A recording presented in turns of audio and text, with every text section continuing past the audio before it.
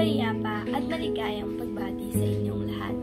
Hayaan nyo na ako'y magpapakilala sa tula na ako mismo ang lumikha. Tula na nabuo habang nakatingin sa mga tala.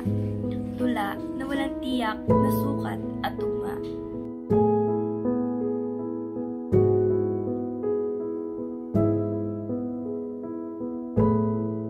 Laika Joy Cartagena Bailon ang aking buong pangalan. Tawagin niyo na lang akong Laika pag ako yung nilalaman ng inyong pinag-uusapan.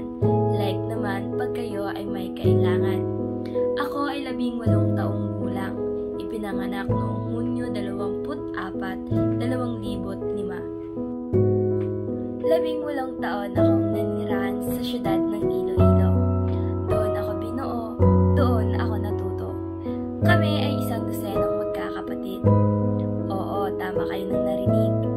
1 dosena, 4 na lalaki, 8 babae. Pang-10 ako na ibinigay ng langit.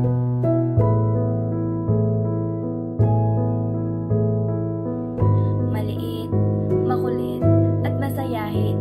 Maaasahan din, yan ang sabi ng ilan. Panunood ng anime, Asian dramas, at pag-aalaga sa pamangkin ang aking pinagkakaabalahan.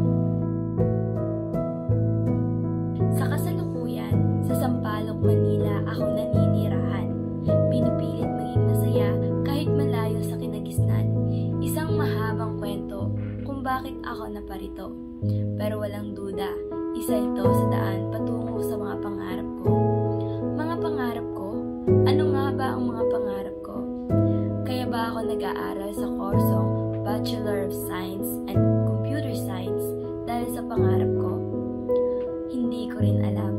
Ang alam ko lang hindi ito ang daan na gusto kong tahakin. Subalit, ako'y patuloy at magpapatuloy. Kasabay ang kaniyang paggabay. Sumunod lamang sa daloy ng buhay.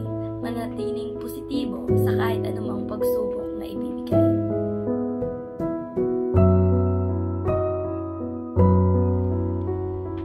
Malayo na, pero malayo pa. Mabuhay na parang walang bukas, yan ang aking pinaniniwalaan. Diyos ay palaging pagkakatiwalaan. Sa ulit, ako si Laika.